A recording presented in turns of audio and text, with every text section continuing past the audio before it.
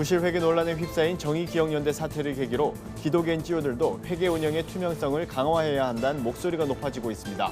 관련 내용 취재했습니다. 한국기독실업인회가 기독 청년들의 창업을 돕기 위해 스타트업 전문가와 함께하는 멘토링 대회를 열었습니다. 기독교 가치를 담은 작품들을 소개하는 서울국제사랑영화제가 개막했습니다. 안녕하십니까. 고티비 뉴스입니다. 위안부 피해자를 위해 활동해온 정의기억연대가 부실 회계 논란에 휩싸이면서 비영리 민간단체의 회계 투명성 문제가 수면 위로 떠올랐습니다.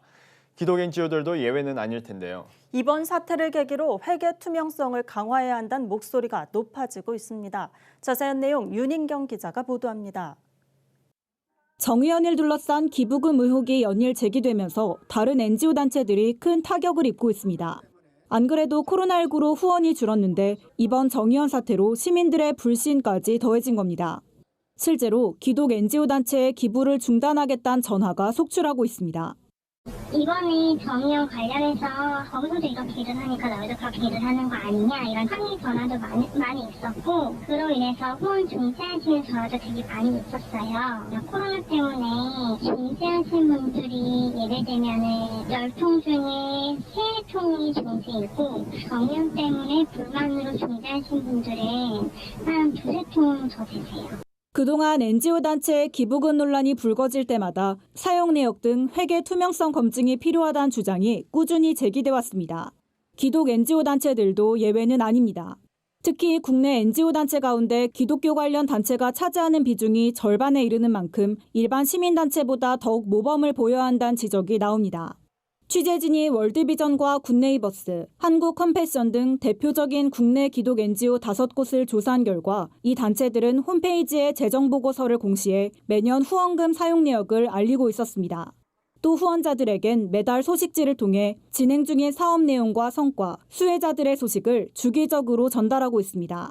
전문가들은 기독교 정신으로 설립된 단체일수록 제도적 장치에 의한 투명성뿐 아니라 자정 능력을 갖춰야 한다고 조언합니다.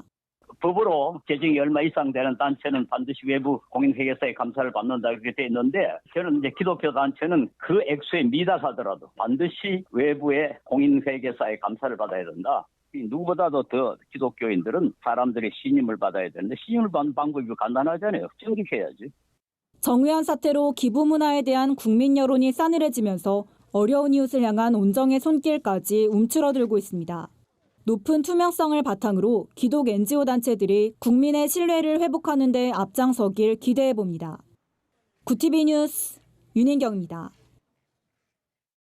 한국 사회의 고령화 속도가 빨라지면서 차세대 성장 동력을 키워야 한다는 목소리가 높습니다. 청년 창업과 스타트업 육성이 대표적인데요. 한국기독실업인회가 기독 청년들의 창업을 돕기 위해 스타트업 전문가와 함께하는 멘토링 대회를 열었습니다. 김민주 기자의 보도입니다. 한국기독실업인회 CBMC가 전문가의 멘토링을 통해 기독 청년들의 창업을 돕는 굿 스타트업 멘토링 대회를 열었습니다.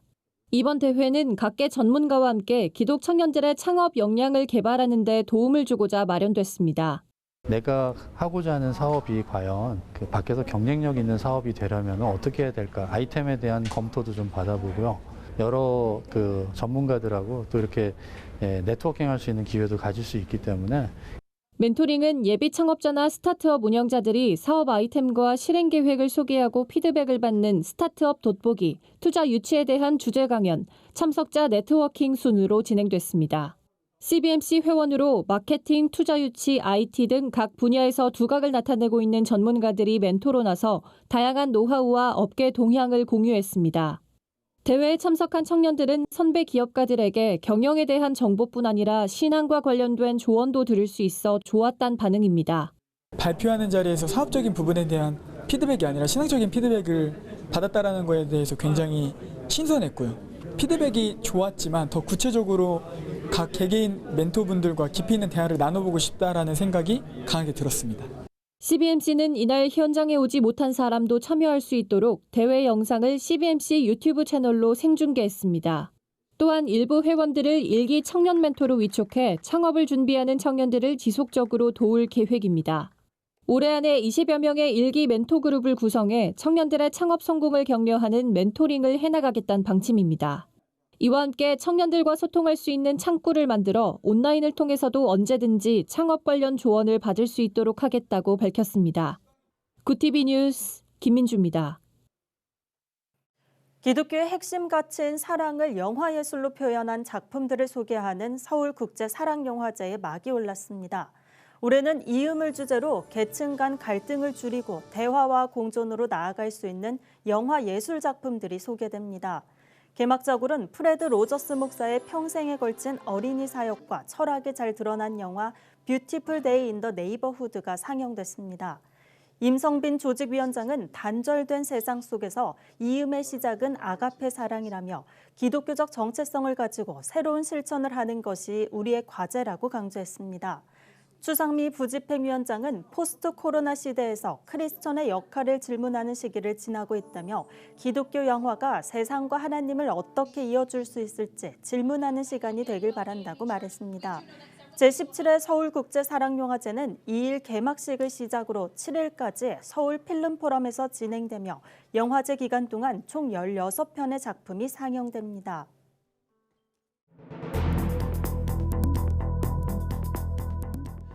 세계 곳곳의 주요 소식을 살펴보는 시간입니다. 미국 백인 경찰이 비무장 흑인을 숨지게 한 조지 플로이드 사건에 대한 분노가 전 세계로 퍼지고 있습니다.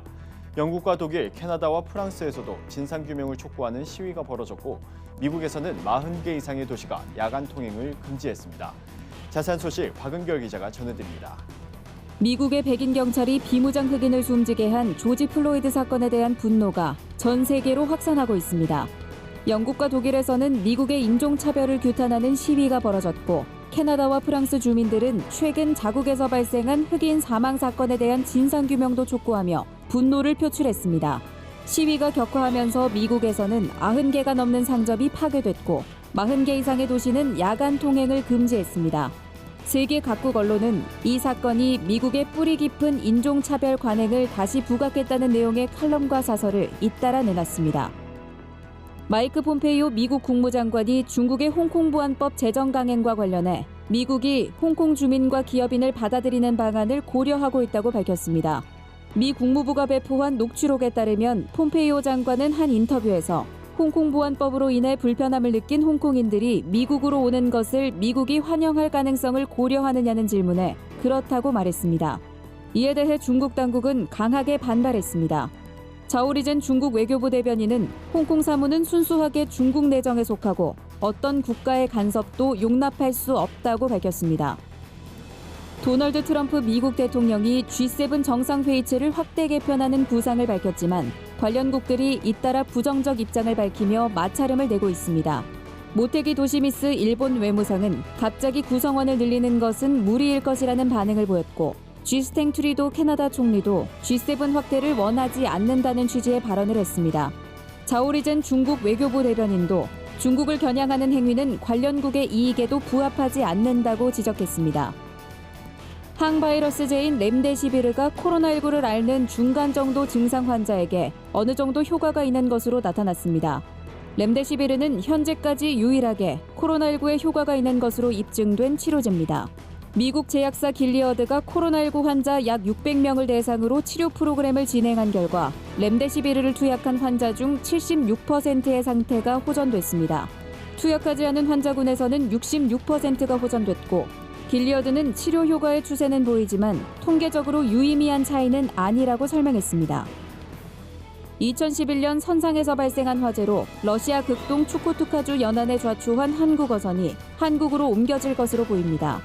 로만 코핀 추코트카주 지사는 최근 자신의 SNS를 통해 2011년 어려움에 빠졌던 한국 트롤어선 오리엔탈 엔젤호가 올여름 해체돼 한국으로 예인될 것이라고 밝혔습니다.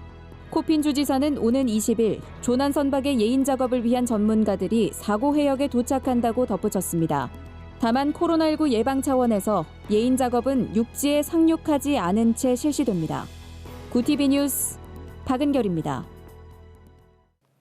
오늘의 사회 이슈를 차진환 기자가 종합해 보도합니다.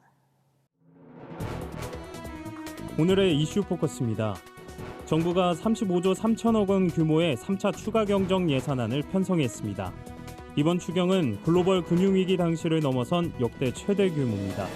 기업과 상인들이 코로나19로 인한 경제 위기를 버티도록 유동성을 지원하고 고용 충격에 대응할 수 있도록 뒷받침할 재원을 담았습니다. 홍남기 부총리 겸 기획재정부 장관은 이번 추경안은 우리 경제가 위기를 극복하고 포스트 코로나 시대에 새로운 성장 동력을 창출하는 소중한 밑거름이 될 것이라고 말했습니다. 현충원에 안장된 친일 행위자의 묘를 다른 곳으로 옮겨야 한다는 의견에 국민의 절반이 공감하는 것으로 나타났습니다. 리얼미터에 따르면 친일 행위자에 대한 현충원 이장 공감도를 조사한 결과 응답자의 54%는 한국전쟁 등 다른 공이 있더라도 친일 행위자는 현충원에서 이장해야 한다고 답했습니다. 반면 32.3%는 친일 행위자라도 다른 공을 인정해 현충원에 계속 안장해야 한다고 답했고 잘 모른다는 응답은 13.7%로 나타났습니다. 북한이 미국 내 인종차별 항의 시위가 발생하는 상황을 연일 관심 있게 보도하고 있습니다. 노동당 기관지 노동신문은 미국 사회에서 갖은 멸시와 천대 속에 살아야 하는 흑인들의 분노가 폭발했다고 보도했습니다. 이어 시위자들은 백악관 주변에 모여 경찰들의 인종차별 행위에 더는 참을 수 없다고 분노를 터뜨렸지만 경찰들은 최루가스를 쏘아대며 시위자들을 탄압하고 집단적인 검거 소동을 일으켰다고 전했습니다. 공정거래위원회의 일감 몰아주기 규제 대상 기업들의 내부 거래가 30% 이상 줄어든 것으로 조사됐습니다. 기업 평가 사이트 CEO 스코어가 공정위 지정 64개 대기업 집단 중 총수가 있는 55개 그룹의 일감 몰아주기 현황을 조사한 결과 208개 기업의 내부 거래 금액은 8조 8,083억 원으로 2017년 대비 32% 감소했습니다. 반면 기업의 내부 거래 총액은 총 174조 1,238억 원으로 2년 전인 2017년에 비해 2.1% 증가한 것으로 나타났습니다. 국내에서 개발 중인 신종 코로나 바이러스 감염증 혈장 치료제가 완치자의 혈액을 구하지 못해 난항을 겪고 있습니다. 질병관리본부에 따르면 지금까지 국내 코로나19 완치자 1만 450여 명 중 12명만 혈장 치료제 개발에 필요한 혈장을 공여하겠다고 약속했습니다. 이는 혈장 치료제 개발에 필요한 최소 인원 100명에 턱없이 부족한 상태입니다. 의료계와 제약사, 방역당국은 코로나19 위기 극복과 조속한 혈장 치료제 개발을 위해 완치자의 협조가 절실하다고 강조했습니다. 앞으로 플라스틱 카드가 없어도 자신의 은행 계좌에서 현금 입출금이 가능해졌습니다. 또한 물건을 산 뒤 거스름돈을 그 자리에서 본인의 계좌로 받을 수 있게 됩니다.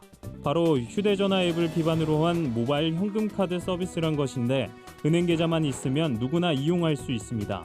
현금 자동 입출금기로 돈을 찾거나 맡길 수 있고 편의점 등 가맹점에서 물건을 산 뒤에 거스름돈은 본인 계좌에 바로 보낼 수 있습니다.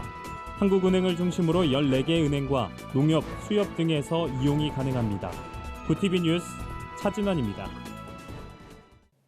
글로벌 선교방송단과 함께하는 교계 소식을 하나은 기자가 보도합니다. 칼빈대학교의 학생과 교직원이 단체 헌혈에 동참했습니다. 경기혈액원은 2일 칼빈대를 방문해 60여 명의 헌혈 지원자를 받았습니다. 특히 이번 헌혈은 칼빈대 축구부 선수단의 자발적인 참여로 시작돼 일반 학생과 교직원들의 동참으로 큰 감동을 주고 있습니다. 칼빈대 김근수 총장은 건강한 선수들이 앞장서 헌신하는 모습에 감동했다며 이웃사랑 실천을 위해 정기적으로 헌혈하는 방안을 검토하겠다고 말했습니다. 이단 신천지 교리의 오류를 쉽고 간결하게 풀어낸 신간이 나와 눈길을 끌고 있습니다. 천안기독교총연합회 이단 대책위원장 유영권 목사가 펴낸 신천지 묻고 답하다는 신천지의 교리나 주장의 오류를 문답식으로 쉽고 간결하게 풀어낸 것이 특징입니다. 유 목사는 2일 열린 출간기념 북콘서트에서 이단의 교세가 날로 성장하고 있다며 이단에 대한 경계심을 넘어 격파할 수 있는 방법과 도구를 공유하고 싶다고 말했습니다. 광은교회 최생금 교회기자가 보내온 소식입니다. 성경적 장례문화운동을 펼치고 있는 투헤븐 선교회가 지난 31일 꿈넘어 꿈교회에서 세계 장례문화 워크숍을 개최했습니다. 이번 워크숍은 한국을 비롯해 가나, 카메룬, 필리핀 등 각국의 문화와 관습에 기초한 장례법을 공유하고 성경적 장례문화 정착에 대한 실제적인 방안을 모색하는 시간으로 진행됐습니다. 추혜분 선교회 대표 김원수 목사는 기독교인에게 장례식은 천국 환송을 위한 예식의 의미를 갖는다며 성경에 기초한 장례 문화가 한국 교회에 자리 잡을 수 있도록 노력하겠다고 밝혔습니다. 대한민국 국가조찬기도회가 신임 사무총장에 정도익 장로를 임명했습니다. 정 신임 사무총장은 청와대 경호실 이사관 출신으로 1990년부터 지난해 12월 30일까지 30년간 7명의 대통령을 수행한 바 있습니다. 정 사무총장은 청와대 기독선교회 창립 멤버로 청와대를 중심으로 공직자 선교회 활동을 해왔으며 한국직장선교연합회의 대외 협력 업무도 맡고 있습니다. 한편 대한민국 국가조찬기도회는 지난 3월로 예정돼 있었으나 코로나19의 여파로 9월로 연기됐습니다. 구TV 뉴스 하나은입니다. 정의기억연대 부실 회계 논란으로 기독 NGO 단체를 향한 눈초리도 따가워졌습니다. 후원을 중단하겠다는 사람들도 늘고 있는데요. 기독 NGO 단체들이 신뢰를 회복하기 위해선 회계 투명성뿐만 아니라 설립 목적을 되새기는 노력이 필요해 보입니다. 이상으로 뉴스를 마칩니다. 오늘도 함께해 주신 여러분 고맙습니다.